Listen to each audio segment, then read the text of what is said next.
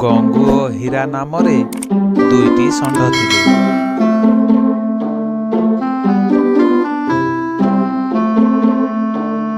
ଦୁହେଁ ବହୁତ ଶକ୍ତିଶାଳୀ ଥିଲେ।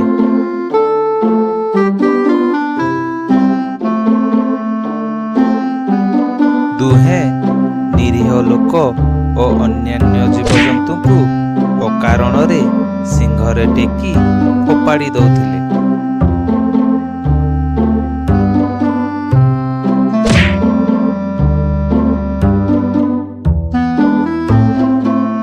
ଦିନେ ଦୁଇ ଜଣ ଷଣ୍ଢ ମୁହାଁମୁହିଁ ହେଲେ। ସେମାନଙ୍କ ମଧ୍ୟରେ ଯୁକ୍ତି ହେଲା ଯେ ସବୁଠାରୁ ଶକ୍ତିଶାଳୀ କିଏ। ଶେଷରେ ଦୁଇ ଷଣ୍ଢଙ୍କ ମଧ୍ୟରେ ଲଢ଼େଇ ହେଲା।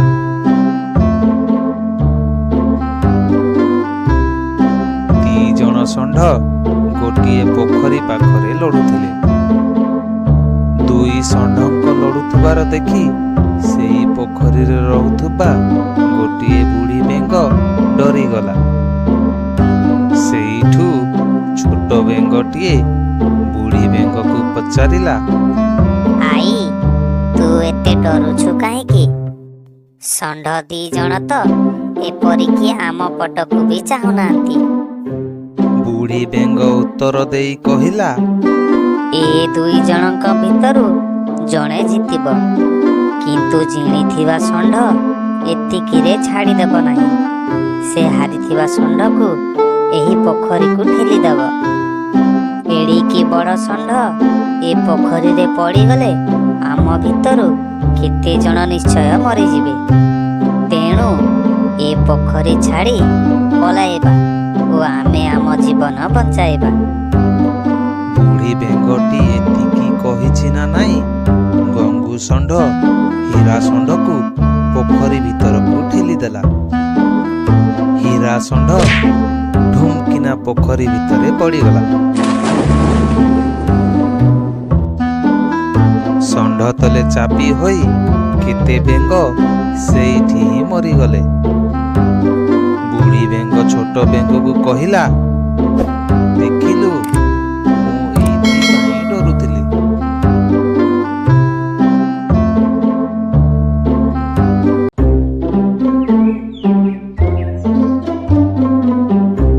ବହୁତ ଦିନ ତଳେ ହରିଣଟିଏ ଜଙ୍ଗଲରେ ରହୁଥିଲା।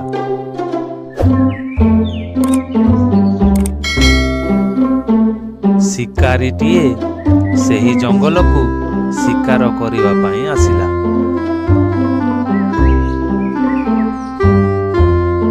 ଶିକାରୀର ନଜର ହରିଣ ଉପରେ ପଡ଼ିଲା। ସେ ହରିଣକୁ ଦେଖି ବହୁତ ଖୁସି ହେଲା। ଶିକାରୀ ଭାବିଲା, ଆଜି ତ ବଢ଼ିଆ ଶିକାର ମିଳିଛି। ସେ ଜଙ୍ଗଲରେ ଚାରା ଦେଇ ଜାଲ ବିଛାଇ ଦେଲା।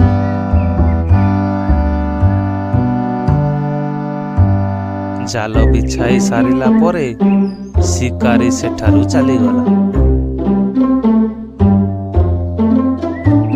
କିଛି ସମୟ ପରେ ହରିଣ ଚରୁ ଚରୁ ଶିକାରୀ ବିଛାଇଥିବା ଚାରା ଦେଖି ଲୋଭି ହେଇଗଲା।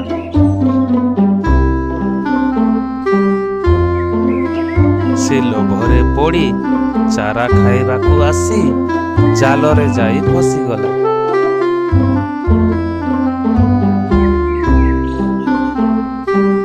ସେ ଯେତେ ଚେଷ୍ଟା କଲା ଜାଲ ଭିତରୁ ବାହାରି ପାରିଲା ନାହିଁ।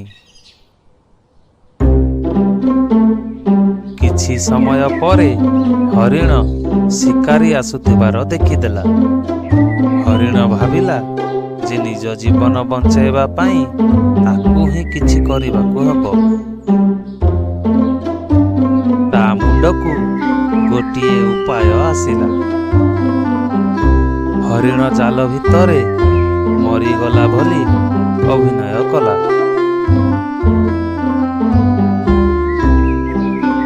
ଶିକାରୀ ହରିଣ ପାଖକୁ ଆସିଲା।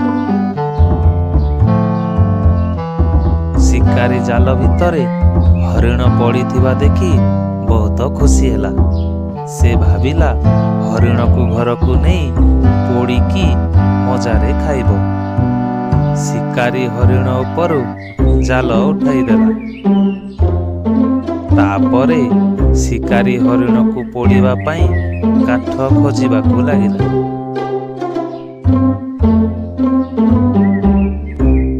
ଯେମିତି ଶିକାରୀ କିଛି ଦୂର ଯାଇଛି, ହରିଣ ସୁଯୋଗ ଦେଖି ସେଠୁ ଉଠିଲା ଓ ଜଙ୍ଗଲ ଭିତରକୁ ପଳାଇଗଲା।